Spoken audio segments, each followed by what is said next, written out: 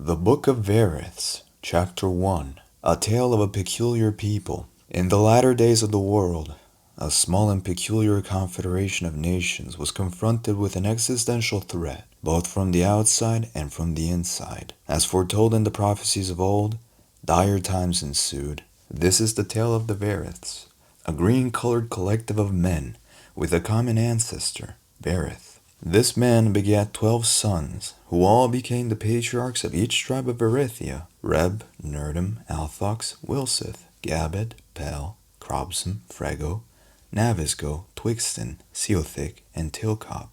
Every son was assigned a portion of land for the descendants, with boundaries to ensure the diversity of each tribe, which has a unique hair and eye color combination, plus a general character. The Creator enforced this division in order to avoid confusion or rebellion. To his delight, this faithful nation gladly accepted the arrangement. In the outer world, beyond the perimeter, there existed monstrous creatures, violent one-eyed giants, insatiable zombie-like goblins, soulless apathetic ghouls, calculating vampiric insectoid dark elves, and a worm-like alien species with shape-shifting abilities and a lust for wickedness so strong that even Veriths, despite their keen intelligence and ethical approach to life, found themselves overwhelmed by such hatred.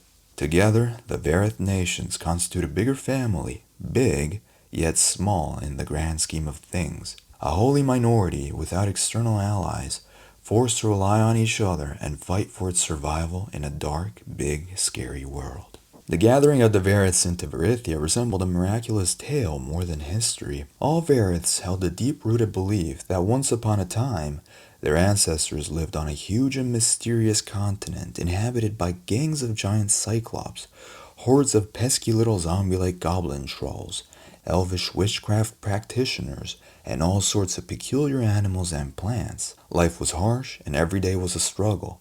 Death constantly lurked around the corner. But the Creator was gracious towards the Veriths, not willing that any of them should perish, for they had retained him in their knowledge, unlike the other species whom he had formed. He made a promise to the sons of his creation, but to his sore displeasure, none but 12 men trusted in him alone, the sons of Verith. History, or legend, has it that these 12 believers were to become the forefathers of 12 tribes. They had been selected to receive the recompense of a safe land and the presence of the sun above them, not for their uprightness or conduct, but because of their faith. This area would become known as Verithia. With the help of their Father above, this group of faithful men managed to find this hidden treasure, accepting a blessed invitation into a new, comfy, and sunny home. Nonetheless, to avoid the loss of natural diversity, their heavenly Lord had determined the bounds of habitation for each man and his family, as it pleased him and as it suited them best. He made a female for each Verith, according to their phenotype, in order to prevent confusion and the fusion of Veriths into one gray blob, lest they should lose their unique features. On the walls of a cavern, the Maker etched a constitution for Veriths, with laws to protect them. The incisions have been copied into a book, which is now commonly referred to as the Book. After the transcription, many copies were made. Verith civilization began to flourish, and they multiplied greatly, filling their assigned portions of land, studying the book, and developing a shared national and continental identity. Relations among the tribes were generally peaceful in spite of the divisions. As the population grew and copies of the book were spread, the Maker decided to leave the Veriths to themselves for a little season, distancing himself to evaluate what they would do with their independence. In the plains of the retreat, a young Wilsith sat underneath a tree on a lush field of grass, holding a pen and a small notebook in his hands. This young fellow, called Althock, was writing a poem when he spotted a number of caravans come into the land from a distance. On another road he saw yet another convoy, and yet another. Each team of sojourners came bearing the flags of their respective nation. They were all headed towards the grand reunion of the 13 tribes, as was typical at the beginning of each new year. Althock had always been fascinated by his distant fellow Veriths, hoping that one day he might gain the courage to interact with them. From first to last, these are the tribes of the representatives that arrived in that spring: Althock's, Rebs and Nurdims, Navisgos, Crobsoms, Twixtens and Ceothiks, Fregos, Gabeds, and Tilcobs. Here's a description of the physical, mental, and spiritual traits of each tribe. Reb, hair, ginger, eyes, brown. Rebs are the cleanest and most serene out of all the nations. Albeit open-minded, they lack curiosity. One might even say they're boring. Lucky for them, however, as they profoundly enjoy boredom, appreciating the little things in life and finding joy in what others find meaningless. They are not the brightest of sorts. Gullible, they acknowledge their own shortcomings and trust other people to a fault. They are peaceful and kind, and they never pretend to be what they aren't. Their hygiene can be excessive at times. They bathe multiple times a day. They are extremely generous when encountered, because of how aloof and distant they appear, both geographically and emotionally. Content with life, they are grateful towards the Creator, whom they serve in an orderly fashion, according to simple customs and unspoken prayers. They see holiness and cleanliness as synonyms, regarding the Creator as the cleanest and purest of all beings. They are self-critical, people-pleasers, and self-isolating. It is a great honor for other nations when Rebs display signs of physical affection towards them, usually in the form of handshakes. They inhabit the uppermost far left corner of Verithia, enjoying their solitude, not worrying about what goes on at the borders, the so-called limit. Their land has 2 medium-sized lakes from which they fish. They don't particularly like deep water, with only a few of them brave enough to swim in it, let alone traverse it. Their capital city is Medru, betwixt the lake Ares on the left and Daukri on the right. Although it is quite large, Medru is a quiet and clean city. Loud noises are discouraged and frowned upon in Reb society, and littering is akin to blasphemy. Rebs detest spots, stains, and anything dirty. However, occasionally, they loosen up, typically when romance is involved.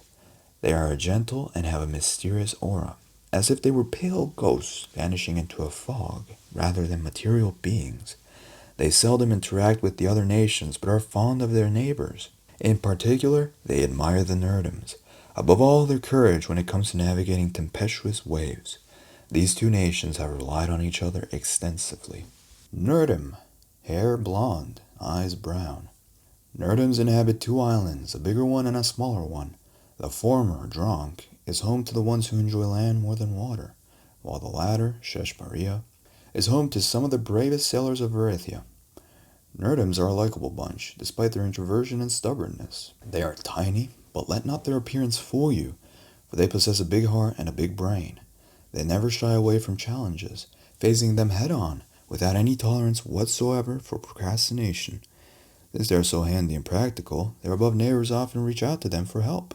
Nurdims trade extensively with Rebs, and offer them sailing lessons in exchange for goods that they lack, such as fresh water in dry seasons and wood. Their lessons barely help the Rebs, who openly take the blame for their failure to learn. Nurdims are highly independent and strong. Unlike the Rebs, they get bored easily and tend to be insensitive. Recklessness is typical of them, especially in their earlier stages as infants, all the way up to and during early adulthood. They have a thick and impenetrable shell around them, and they seldom share personal details, even if their lives depend on it. They generally lack trust for other nations, except for their above neighbors, in whom they have learned to confide. In a way, these 2 nations complement each other. Since they are a highly skeptical bunch, well-versed in logic, they help the gullible Rebs by pointing out logical fallacies. They have a hidden sensitive side, which only comes out in the fall season for some inexplicable reason. Some theorize this may be due to the end of summer activity, plus drama ensues when they get bored. Their attitude towards the Creator is of indifference for the most part. They believe in a superstition, perhaps sensible, according to which prayer impairs fishing and business, or brings them bad fortune at sea. They have learned to rely on hard work and reason, but this has often left them feeling unfulfilled. Deep down, there is an implicit wish in all of them that they might rekindle that lost spark of connection with the Maker. Their capital city is Albesmos, a beautiful city with white buildings and white roads. Nurdims have a sheltered port in between the 2 islands, making it a safe haven for their many ships. It is commonly called Inglerook. They are skilled in the craft of lighthouses, having aided other nations as well in the construction thereof. Their tallest lighthouse, completely made of white marble, stands 200 meters tall. Althock, hair black, eyes brown. Althocks are the brainiest out of all the nations. Accompanying the repetitive existential crises are numerous inventions and technological advancements which have contributed to the general advancement of Verithia in its entirety. Althock's are analytical, prioritizing a scientific approach to life. Their relationship with the Creator dwindles as they find new discoveries that make them forgetful of metaphysical matters. Nevertheless, they have established laws that safeguard services dedicated to the Creator, as they are self-aware enough to realize that their collective hubris has suppressed the Creator's presence among them. Since birth, they have been curious, looking for stimulating mental puzzles to complete and conducting infinite experiments. Althocks are brilliant and cherish their physical health as well, following the principle of having a healthy mind and a healthy body. They are lean, as they seldom indulge in food or carnal pleasure, which they see as a distraction to uncovering the mysteries of the physical realm. Yet with much knowledge, sorrow has ensued as well. Unfortunately, it is rare to see Althocks relaxing or smiling. They develop wrinkles early on and tend to die younger than average, despite their acute sportiness. Perhaps mental rigor and low body fat percentage contribute to stress, which cuts their lifespan short. Nonetheless, they have been enormous contributors to the persons of Verithia. Their capital city is Gabed, on the lower point of their peninsula. It is decorated with many museums and laboratories, scattered not only within the city's perimeter, but outwardly as well. Cities in the north have vindicated the right to become capitals. The land faces a bit of division and turmoil due to a highly competitive spirit, which, however, fosters scientific progress, another necessary sacrifice for science. Nonetheless, occasionally, their differences are settled through rational dialogue, especially with the assistance of the more moderate Althocks who dwell in the center regions. Impatience and overthinking are two of their primary weaknesses. Within their borders is a 4,000-meter-tall mountain called Mount Maruji, on which they have conducted all sorts of experiments and voyages for the betterment of themselves and of the nations of Verithia. Their abhorrence of dogma has been crucial in maintaining the open-mindedness required in the scientific field for breakthroughs and development. Wilsith, hair brown, eyes brown. Witty and sensitive, Wilsith strike the most perfect balance between cold reason and warm compassion. On the one hand, their acute intelligence has allowed them to use their environment cleverly for the enrichment of themselves and their allies. They have been blessed with treasures. One must not think, however, that this is a covetous nation, for Wilsiths are not greedy in the slightest, despite what some other nations may believe. Wilsiths are true philanthropists at heart, feeling a need, almost a primal urge, like thirst, to contribute to a higher mission in the attainment of an ideal vision. To this pulsion, along with their economic success, they may feel obliged to build a utopia and help others, sometimes to the detriment of themselves. Strong principles and creativity have propelled this small nation to a position of extreme power and importance in Verithia. Nonetheless, no human being is perfect on this earth, and Lord knows Wilsiths have their own share of weaknesses. In his ruthless endeavor to find purpose or fulfill it, a young Wilsith may feel inadequate, dreading any external criticism, even the most helpful and constructive type, isolating himself, getting stuck due to perfectionism, and burning out. Alternatively, this nation finds immense comfort in the Creator, worshipping Him as much as possible. It is akin to a priesthood caste among the Veriths, often assuming the lead when it comes to spiritual matters and the philosophical arena. Thanks to their wealth, Wilsiths have lots of leisure time to dedicate themselves to artistic endeavors as well. Music, above all, is what they excel in. Furthermore, their keen intelligence also allows them to engage with logical and scientific inquiry, and Althocks will sometimes rely on Wilsith's input. Wilsiths are well-rounded creatures who may at times be contradictory, high-minded and self-critical, logical and emotional, resilient and fragile. Their land is lush and home to two small lakes, Darpool and Carlissa. The sea touches two sides of their land, while the upper side is marked by a bigger lake called Creenmaw, and the right side by Mount Sarper and is 4,000 meters in height. Their capital city is Genève. There is no universal consensus on its pronunciation. Wilsiths are few in number, so they appear to be an elite who live in a cozy piece of land, geographically protected on all sides, enjoying the blessings of riches, mild weather, and comfort. Gabed. Hair brown, eyes blue. Gabeds occupy the largest territory in Althock, ranging from the isthmus on the right next to Pels to Mount Maruji, and beyond up to the border with Rebs. They boast the biggest population of Verithia and an exceeding rich cuisine. Perhaps this passion of theirs for food stems from their patriarch Gabed, who is said to have been a mighty cook. This nation has a peculiar relationship with its neighbors. Usually, it is friendly, hospitable, charitable, loyal, warm, and sensitive. Gabeds have a natural talent when it comes to forming bonds with others. However, their selflessness can be excessive at times. A long time ago, Gabeds and Wilsiths loved each other. Gabeds saw their neighbors with admiration, but over time, what was once a beautiful relationship waxed cold. It is rumored that Wilsiths offended Gabeds on a collective scale. A big mistake, considering how vulnerable Gabeds are to any type of criticism.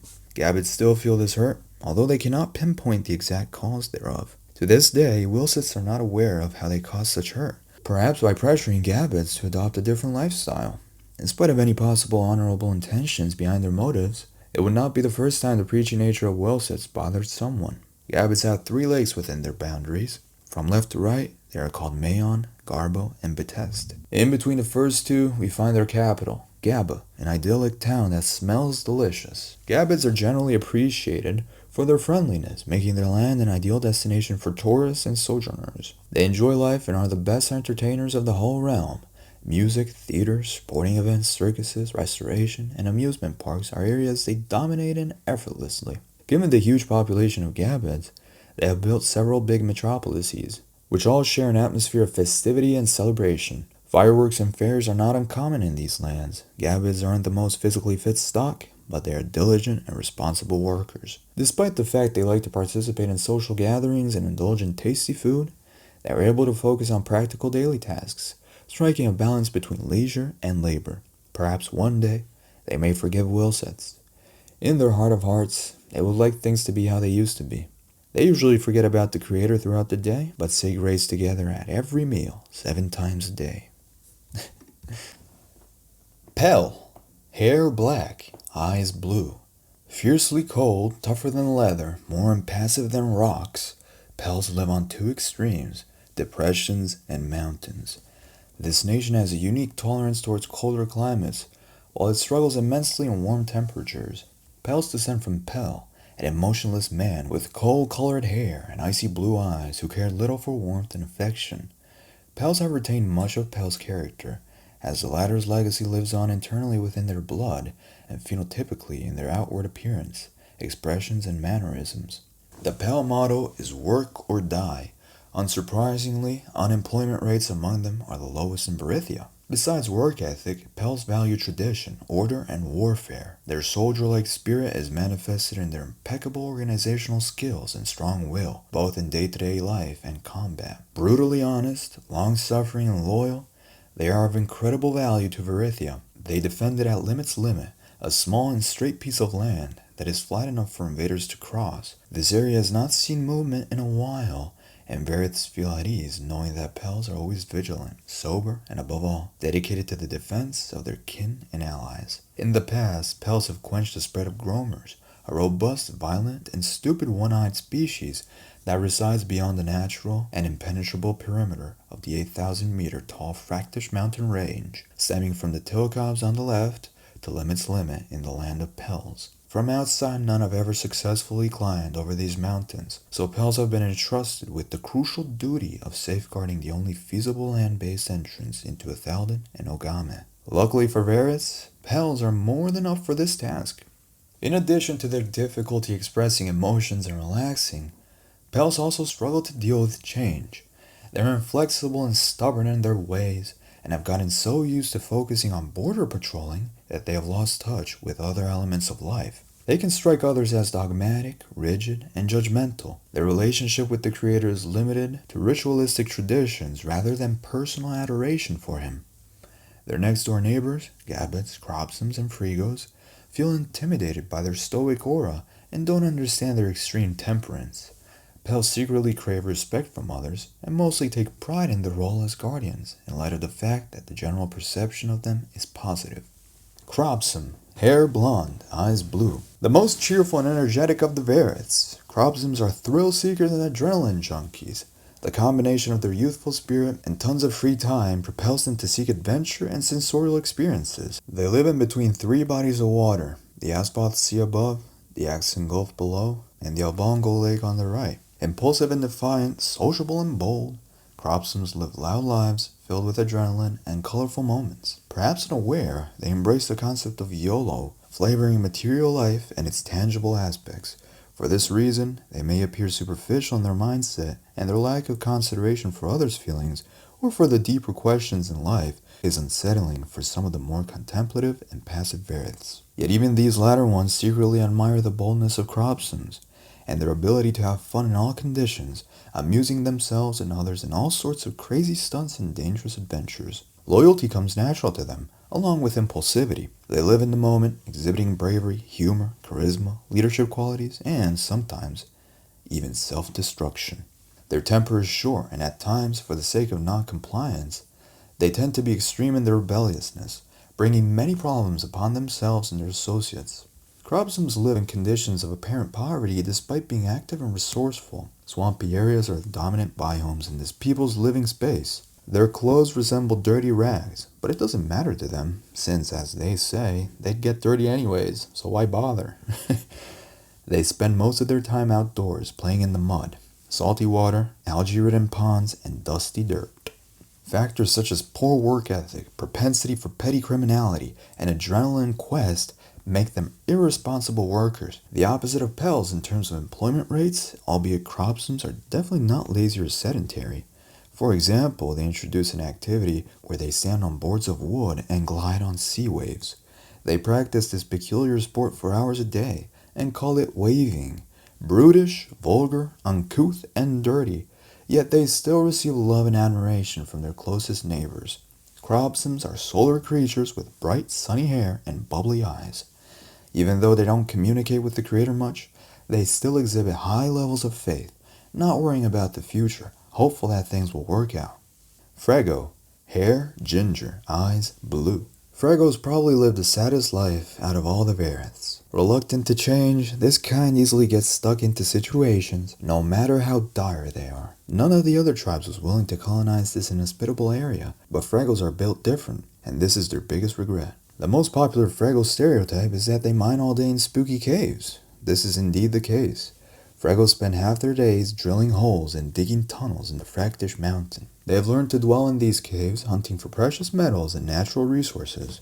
A ferocious fauna, harsh conditions, and constant flooding without have forced this people to dig inwards, where most of them reside. Their only way out was through. Yet even in these caverns, temperatures are often below freezing due to the extreme altitude. It is rumored that Fregos have built an intricate system of tunnels and dwell in majestic hidden cities, shining with gold, rubies, sapphire, and diamonds.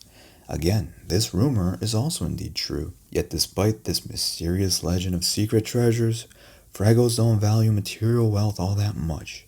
Most Fregos care little for economic gain, and their dire living and working situations, whether above or below, leave them feeling so drained and empty that nothing feels pleasurable to them.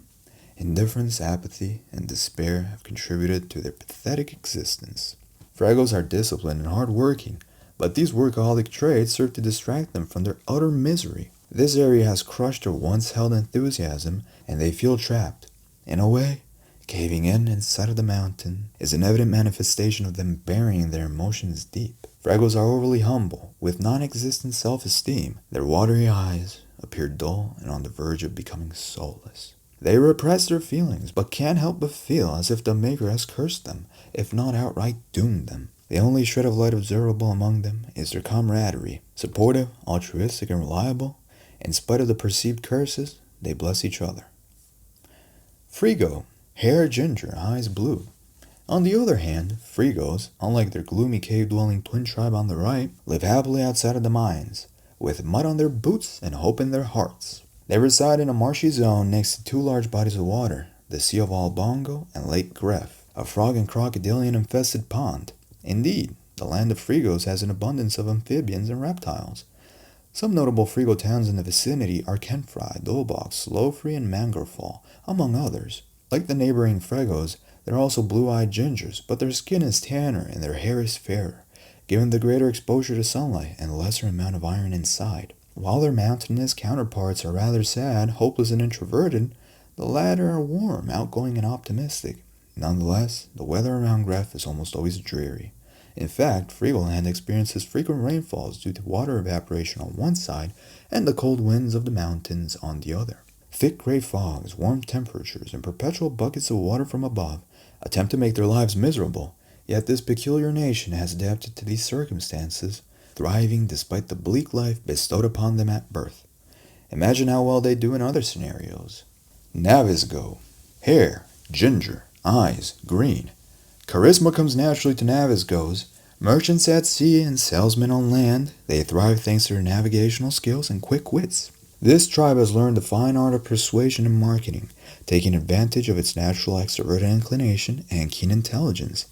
Navisgos live on the most central piece of land in Verithia. It is flat, green, and surrounded by waters and archipelagos of beautiful small islands. This strategic location has helped them gain a position of power among Veriths and financial success. Navisgos have hair that is orange like pumpkins, and their green eyes resemble the grass they live on.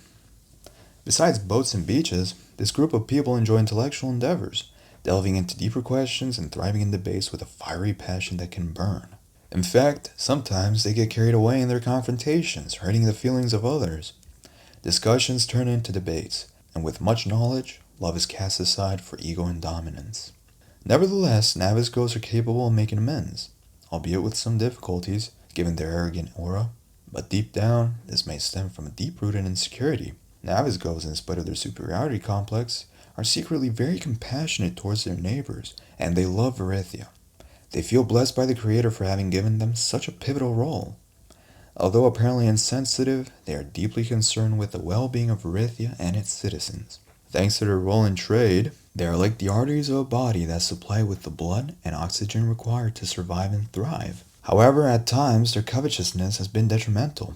Perhaps a bit of humility might help them grow, yet it is this very combative nature of theirs that makes them so valuable to the other Veriths, especially to those who might lack the argumentative vibe and energy typical of Navisgos. Despite their terrible planning abilities and practicality, they have learned to master their trade on the Asvoth. They love the spontaneity of the waves, and the different meteorological conditions and changing wind patterns stimulate their excitement, quick thinking, and original methods and solutions to challenges. Boredom is intolerable for them, both in the physical, mental, and spiritual plane. When it comes to the latter, they may get carried away, connecting dots to conjure up all sorts of wild theories on the nature of their maker. Twixten. Hair black, eyes green. Twixtens are a friendly and social bunch. For the most part, they live on flat land, farming and raising livestock. They've developed an incredible irrigation system, and thanks to their large-scale production, they contribute to feeding the mouths of all Veriths.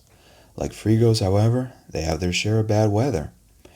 This is primarily seen in the form of thundering hailstorms, lethal lightning bolts, and gigantic tornadoes, since desertic hot air exacerbates the problem. For this reason, Twixtens have constructed bunkers all over their territory, which counterintuitively are mainly for farm animals rather than for themselves. Given their exuberant and sociable nature, Twixtens enjoy challenging these adverse conditions. Hurricanes present a perfect opportunity for them to swim or wave, while tornadoes provide a chance for them to fly and use a special piece of fabric to land safely. All in good company, of course. Furthermore, the hail from above refreshes their drinks, and the lightning provides free energy for them, of which they've been pioneers, putting it to good use for their pastimes and farming. One might wonder, how can they farm effectively with such terrible weather conditions? The soil there is so fertile, and their territory so plain and vast, that tornadoes don't affect output too much. They actually rejoice with bad weather, seeing how it allows them to take time off from working under the sun's heat in the open fields. Their capital city is Nish, on the bottom of Lake Albongo, although their biggest city, Kar, is far more central and frenetic. Historically, Twixtens have been best friends with their downstairs neighbors, the Ceothiks. Their forefathers were also best friends, with an almost symbiotic relationship. This alliance has remained strong, and it has never wavered. Twixtens get along with most Veriths, especially with their neighbors, like the Crobsoms. But, above all, Ceothiks occupy most of their heart. Twixtens exhibit charity, altruism, passion, and faith, and their gratitude towards the Creator is silent yet evident in their countenance. Joy, love, and courage abound in these flat lands, but sadly, so do casualties. They can be a bit too intense. Their unrealistic expectations can leave them injured, and their extreme compassion can leave them exhausted. All in all, they're good friends to have, and their neighbors find it easy to rely on them through thick and thin, in good weather and bad weather. Ceothik. Hair brown, eyes green. Ceothiks are a hairy, green-eyed nation of desert dwellers. They can be found at the feet of the Fraktish wall, riding camels under the scorching heat. Their capital city is Sek, a sandy little town in the middle of nowhere. Ceothiks have adapted to their dry environment, so much so that they've learned to love the desert and its dunes. Along with their best friends, the Twixtens, they have conjured up several activities to have fun on sandy slopes. They were the first to start waving on dunes. Thanks to caves, mysterious wild creatures, ancient ruins, novel hobbies, and hidden oases, Ceothiks have found ways to enjoy their portion of land to the fullest. On the border with Twixtens, there lies a fairly large body of water called Heth. Its water, however, is neither fresh nor salty. It is a smelly wasteland composed of acidic waters that can melt skin. This is why very few Ceothiks live in the surrounding basin. Moreover, their closest mountains are active volcanoes that regularly spew incandescent pyroclastic vomit. However, Ceothiks have embraced these challenges, and with the aid of their neighbors, they have had little problems finding refuge in times of crisis, fresh drinking water, and food. The attention span of these people is laughable. One of Ceothik's biggest weaknesses is their inability to focus. Their enthusiastic spirit renders concentration and discipline impossible for them, pushing them rather to seek action-packed moments and deep connections with others. Their freedom-loving disposition doesn't only confine them to the more superficial and sensorial aspects of life, however, as they frequently engage in deeper topics and moments of introspection. Their ability to shift from a carefree demeanor to bursts of profound idealism is striking. Warm, positive, and bubbly, these hairy desertic people wear light clothes that cover their entire bodies to protect their sensitive skin. Their favorite tasks are group projects, and they love the attention they receive from their friends above. Nonetheless, they tend to get overly touchy, overly optimistic, and overly accommodating. This nation also engages in overseas trade, although at a more rudimentary level compared to other outsiders. Because of their unique habitat, they possess elements not easily found outside of their borders. Some Ceothiks are scattered in the internal wilderness, while other more sophisticated Ceothiks have opted for a more comfortable life along the milder shores. On their left, they barely interact with Tilcobs.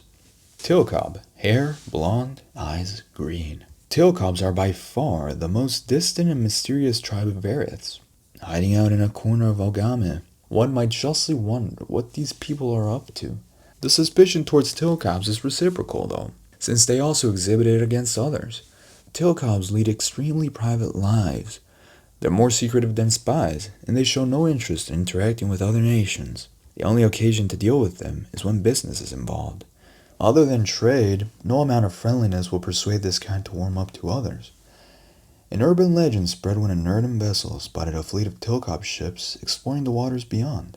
Later sightings from Nurdim lighthouses and towers have confirmed the truthfulness of this report, reporting Tilcob ships leaving and returning to Verithia after months and even years. Tilcobs never liked their assigned portion of land much, and this could be one of the reasons they started exploring the outer world, perhaps in search of a more suitable region to inhabit. These brave voyagers have not been transparent at all about their exploration abroad.